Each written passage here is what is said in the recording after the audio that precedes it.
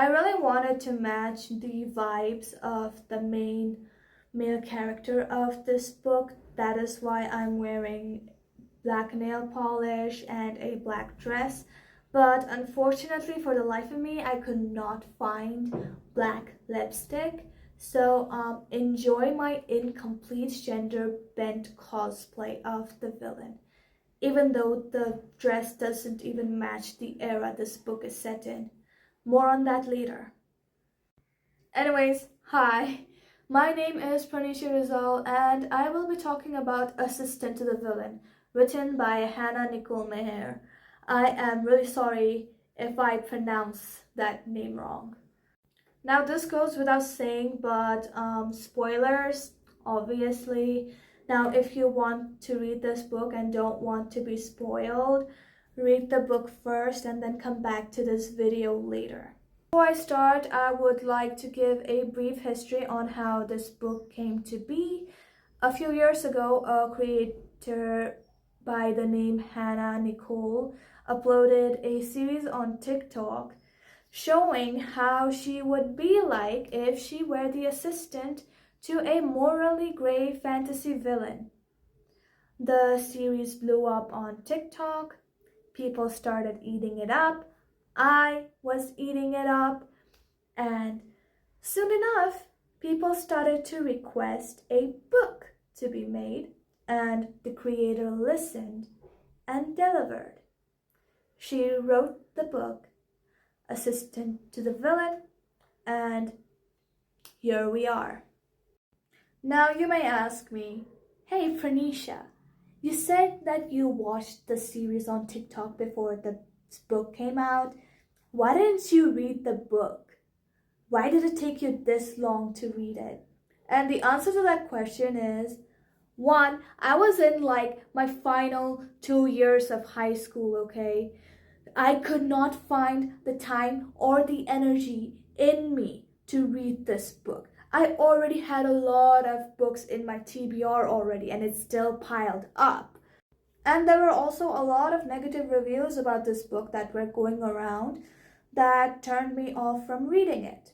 Up until recently, when she announced her sequel, and I decided, you know what?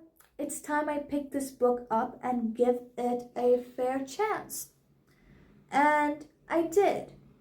In fact, I wanted this video to come out right before Apprentice to the Villain was released, but unfortunately that was not possible. But I wanted to make this video, so here I am. Now, is this book as cringy as many book reviewers believe it is? In my opinion, no. I have a very different definition of what cringe is than the other people who think that this book is cringy or the writing in this book is cringy. Their opinion is valid, obviously. It's just that in my opinion, this book is just not that bad, okay? In fact, I enjoyed reading this book. It's really enjoyable.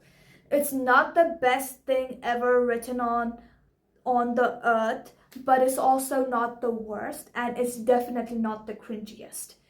And it's also not boring, okay? But just because I enjoyed reading this book does not mean that I did not notice the things that it struggled with. In the beginning, I thought the pacing was really slow, and then the pacing became really fast, and then it became slow, and it became fast, and it went back and forth that way. But as you read the book, you start to notice it less, at least in my case. Another thing that I had a problem with was the time period that this book was set in. Now, because the author shot the series in her own home with the modern decor, without all of the green screen and everything, I was under the impression that this book took place in the modern day. And with how the characters spoke and how they acted, I still thought that it was taking place during the modern day, okay, when I was reading this book. But then realized, hold on a minute. No, it does not take place in the modern era. I think it takes place in the past, possibly the medieval era, usually the era that the fantasy books are set in. Now, I get it. It's really difficult to write a book that is set in the past era and make it seem believable. Okay, I struggle with that too. But I really think that the author should have worked harder in that department. But then again, she did not explicitly say what era this book is set in. Or maybe she did and I forgot. But she should have really worked harder on making it seem believable. It's not a personal attack on her. A lot of authors struggle with that. I struggle with that. I get it. But if you're publishing a book like this, I really think you should, put in a little bit of more work to make it seem like it's from that era. Also, I have noticed that a lot of new characters were being introduced like way too fast. Now, for the first 10 to 15 chapters, it's kind of understandable. But as like the book goes on, you cannot help but notice it. Another thing is that the conflicts are resolved really quickly. And then there's a whole lot of fluff that follows it. Conflict is introduced. Conflict is solved. Fluff, fluff, fluff. Conflict, resolution, fluff, fluff, fluff. And I think it goes on until like the last 10 chapters. Until the last 20 chapters, I'll say. Now, obviously, the main conflict is not resolved that quickly. But it still was not enough to keep me intrigued for the whole book. Because while I was reading this book, I would forget that there is a spy that we have to worry about until it is mentioned. The thing that did keep me interested throughout the whole thing is actually the relationship between Evie and the villain. The author really gave justice to these two characters because honestly, the people are not reading this book for the mystery. They're reading this for the villain and Evie. At least I was, since I was one of the original viewers of the series. And I would also like to say that it would have been funnier if the rivalry, I don't know how to pronounce that word, between Evie and Becky was just one-sided.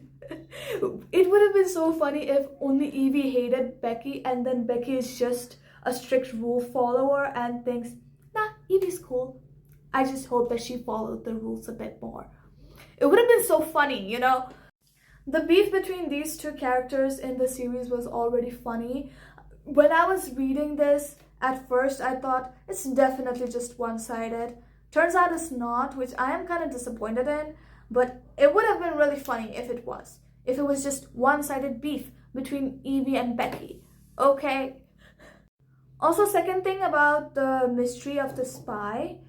Since I was like one of the original viewers, I knew it's not gonna be one of the main cast. With the main cast being the ones that we were introduced to in the original series.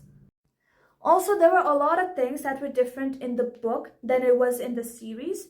For example, I distinctly remember the villain's father being the king of the underworld in the series. I think that was it, but then in the book he is not. And we don't even see any of the heroes that were in the series, okay? Or I think we do. I think we do see him, but only once, only one of them. But we don't really see a whole lot of them, which I think is kind of like disappointing. Now, let's talk about the ending. This is a recreation of my reaction to the final words of this book. What the fuck? This is bullshit! Yeah, it's safe to say that I do not like cliffhangers. Not at all. You can literally hear my phone hitting the ground. And like my reaction to that ending should not have been as bad as it was, especially considering that the second book was already out by the time I finished reading this. But that was just my natural reaction. Every time a book ends on a cliffhanger, that is my instinct, okay? And I really think I should work on that. Anyway, I think this was a fun read overall. I think that the relationship between Evie and the villain is really well written. The side characters were also really fun, especially the ones that you see originally in the series. And my favorites are Fluffy the dragon and and Kingsley the frog. Every time these two were like on screen, or I guess in every time there was a scene with these two, my mood just goes from this to this. You know what I mean? Anyway, this book is a fun read. It's not the best, but it's also not the worst. In fact, I did not find it boring, which I think is a win in my book, and I did not hate it. I will give this a 3.5 stars out of 5. It would have been a 4-star if there wasn't like issues with the pacing or like the issues with how she wrote the time period. Now, if you read the book, do let me know if you liked it or not. Do you guys still share the same opinion as me? I will read Apprentice to the Villain in the near future, but not right now because I already have my hands full with the first Hunger Games books and Just Stab Me Now. If you like this video, please give me a like, and if you're interested in more videos like this, please do subscribe to my channel, and please comment your thoughts on it, and share this video with your friends or anyone who is interested in book content. I will see you guys next time.